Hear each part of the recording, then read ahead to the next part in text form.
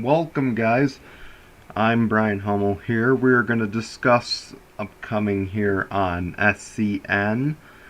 Of course, the Xfinity Series Martinsville race that just concluded, which saw Harrison Burton seek victory lane after Noah Gragson initially swept the stages. Of course, we all want to get to that real quick.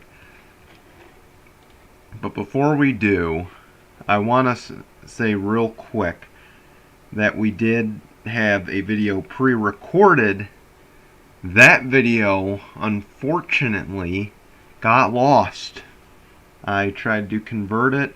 It wouldn't work on my video editing software, and I had some more stuff to add to it, so unfortunately we lost that video. I didn't want to re-record it and go through the same process. So we are live here on SCN.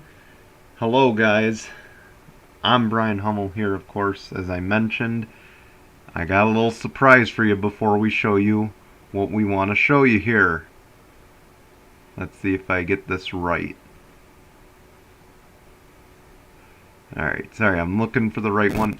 There it is! Hi, guys. Yeah, I got a camera now. Sorry if I'm looking up. I'm looking at my computer screen here. But yeah, of course rocking this as well. Keep in mind it's still October, but I wanted to wear a jersey, but thought this would be a little bit nicer. Anyway, happy Halloween to you all. Anyway, so of course Harrison Burton is the winner at Martinsville. He wins his second NASCAR Xfinity race in a row. And of course he beats his dad's record, Jeff Burton's record, as the youngest winner in Martinsville history. So a big congratulations to Harrison Burton. Of course, it's really all for nothing because he will not be in the championship four despite having 4 wins this season. Instead, he will be on the outside looking in, but he'll still have a chance at his 5th win of the year at Phoenix when, of course, we take on the championship 4. Of course, we got Briscoe, Cindric, Allgaier, and Justin Haley. They will all make up the championship 4. And I lost my background. Isn't that wonderful? There we go. Alright. You gotta love live difficulties here. Anyway, let's see. We have no comments, so we'll keep going here. Of course, Noah Gragson, he swept the stages. Did not complete the job. Came home with the top 5, though. So a good day going for Noah and that team, but not enough to get to the next round of the playoffs. Now, my big question, of course, as you can see, is who will win the championship 4. So, of course, to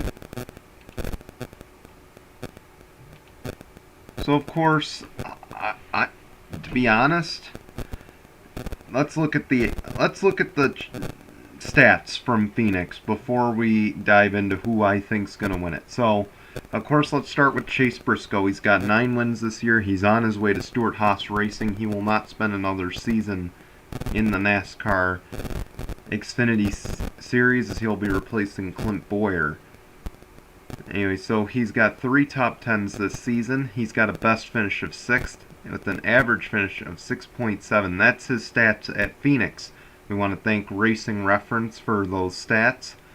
Austin Cindric, he's got 4 top 10s, 2 top 5s there, a best finish of 4th, an average finish of 7.8.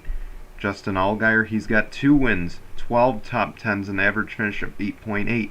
But keep in mind, he has something that the other drivers in this championship 4 battle don't have. He has experience. Of course, he's got many, many years of experience under his belt. That's the difference maker here. Of course, I believe he's got 20 races again. And of course, he's got over 12 years of experience, but no championships to show for it. Justin Haley, who's been the super speedway breakout star, he's the 4th of the championship 4. He's got 1 top 5, 2 top 10s at Phoenix, and of course his top 5, I believe, came in the spring at Phoenix with the average finish of exactly 8th place. So who's my pick to win the championship? I think the easiest answer is Chase Briscoe. Look at what he's done this year. Of course, we want to extend our deepest condolences and thoughts and prayers to the Briscoe family. Of course, you know, at Darlington when he won, he had him and his wife, unfortunately, his wife had a miscarriage. And that next weekend he went off to beat Kyle Busch, one of the best in the NASCAR Xfinity Series, at Martinsville. This time, unfortunately, second verse, same as the first. Him and his wife had another miscarriage this week, which is unfortunate. Keep him in your thoughts and prayers. But of course, he's got 9 wins this season. One of those, of course, here's the thing. I think he enters here with the chip on his shoulder, in a sense. He's going to enter here with the chip on his shoulder. After that, this is the second miscarriage he's had. I'm not saying that he's going to keep, you know, this is motivation, and that this should be motivation. You know, okay, I guess you can see what I mean. But, you know, I could see this being, you know, fueling him to want to win a championship more, to at least put this out of his mind, you know, like, at least kind of have a highlight for 2020, essentially. I guess that's what I was going for, is that he wants to win this so that way he can at least have something to look back on in 2020 and say, hey, this was good for us.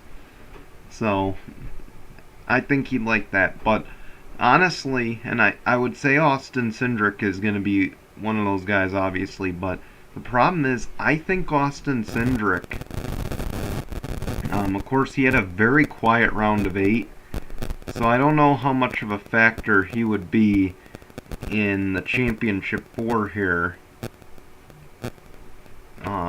So we'll see. Obviously, this is a track I think that could suit him well, because it's not a typical oval track. We'll see what happens, though.